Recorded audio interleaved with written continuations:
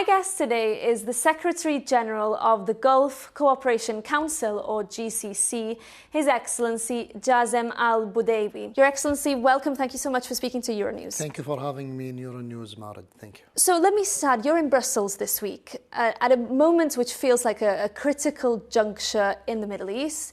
There's a ceasefire that seems to be holding hopes maybe of renewed talks in Pakistan.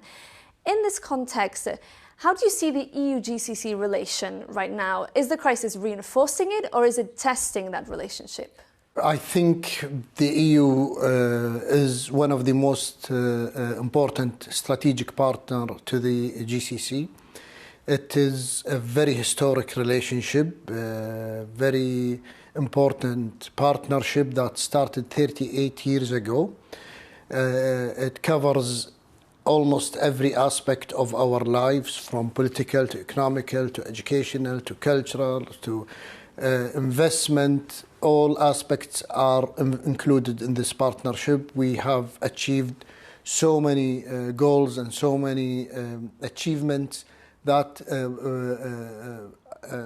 we feel in our life on a daily basis. Definitely the escalation in our region and the Iranian continuous attack on the GCC country brought the GCC-EU into even closer relationship. I felt it, and this was reflected in my discussion and dialogues here in Brussels with the different leaders in the European Parliament and in the European Commission. Also, as we speak today, the President of the Council, Mr. Costa, is in our region meeting with the leaders. Ms. Kaya Kalas was in our region a few days ago. So this is bringing us together. We are looking at the stability and the security of the region, because it is obvious to everybody that the stability in the Gulf is an important element for the international stability and security. There will be a meeting later this week led by Paris and London on the reopening of the Strait of Hormuz.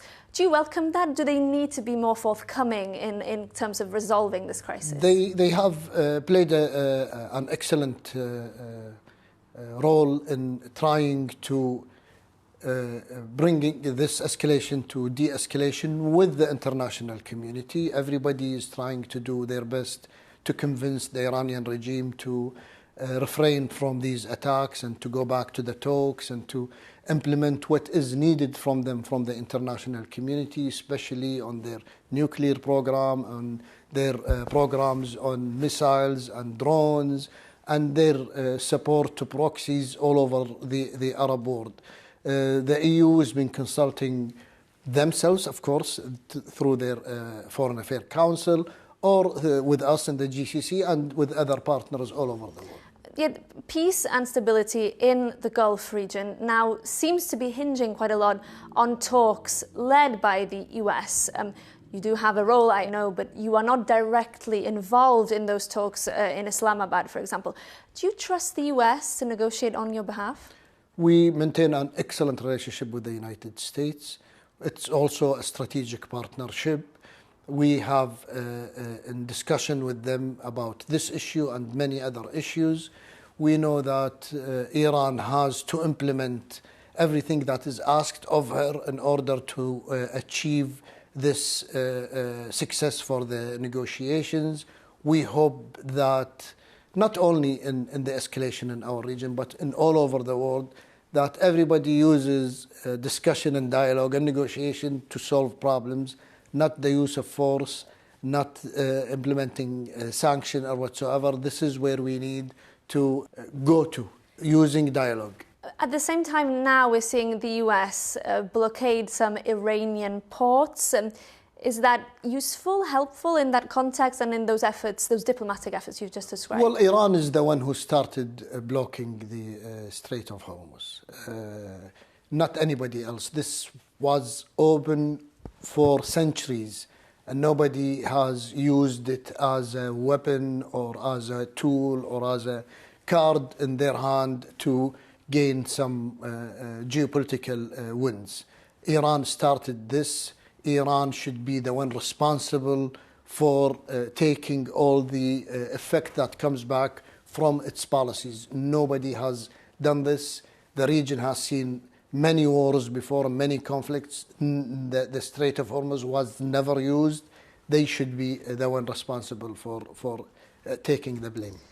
I'd like to ask you how this experience, these 7 weeks of conflict we've seen, have maybe changed the way that the members of the GCC think about security. Do you think there's been an inflection point here, and do you think there'll be more work on, for example, partnerships with countries like Ukraine to bolster the region's defense? There are many lessons learned from this conflict, and I can categorize them into two parts. The first part is, the first lesson learned is how do we achieve our GCC integration that we've been working on since 1981 when the GCC was started.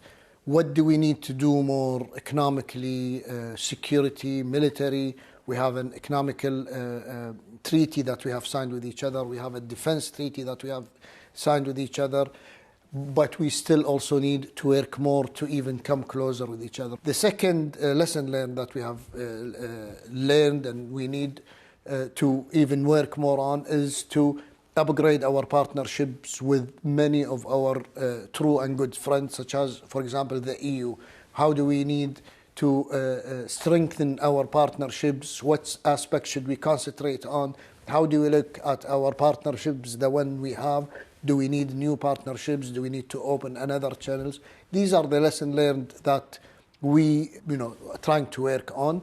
Could that lead to some kind of NATO-inspired, NATO-style military alliance in the Gulf, for example? The hypotheticals are many, and there are so many examples one can learn from. As I told you earlier, we have our defense treaty, which is a very solid and strong one. We just need to know how to even strengthen ourselves from a military and security aspects. Very briefly, I want to ask you about Lebanon, because obviously what happens there has kind of a spillover effect on the region as well. And we did see direct talks between the Israelis and the Lebanese, the first in decades, yesterday. How hopeful are you that that could lead to a solution? And do you trust that Israel will respect any kind of settlement that could be struck? Because it seems that Lebanon was not included in that 2-week ceasefire that's currently in. Well, in Lebanon, the GCC efforts in Lebanon are extremely huge, and the Lebanese themselves do really appreciate our honest and straightforward engagement with them and our development programs for them. All of the GCC development funds and arms do work in Lebanon with many projects. That's number one. Number two, we believe that the current government in Lebanon and the president are working very hard to bring their country back and to gather all illegal weapons that Hezbollah has, and we call for that, and we hope to see the weapons in the arms of the right institution in Lebanon, which is the army. Not any group can collect hundreds and thousands of weapons, and we hope that the talks that is led by the United States reach a stage where the Lebanese people don't feel pressured, don't feel that they were forced to do something they don't want to do. It has to be a win-win deal for everybody, especially for the Lebanese people. Okay. There are estimates that the 7 weeks of this war have set back the economies of the Gulf nations. One UN estimate says by a year. This is clearly a big challenge, and especially with the Strait of Hormuz remaining effectively closed. What needs to happen, in your view, now for the recovery to really start happening? Well, the IMF in its last report before, obviously, the attacks, the barbaric attacks of Iran on the GCC countries, have estimated growth for all GCC more than 4%. And we were hopeful. Each country had its own plans, each country had its own programs, diversification of economies, strong presence in the international markets.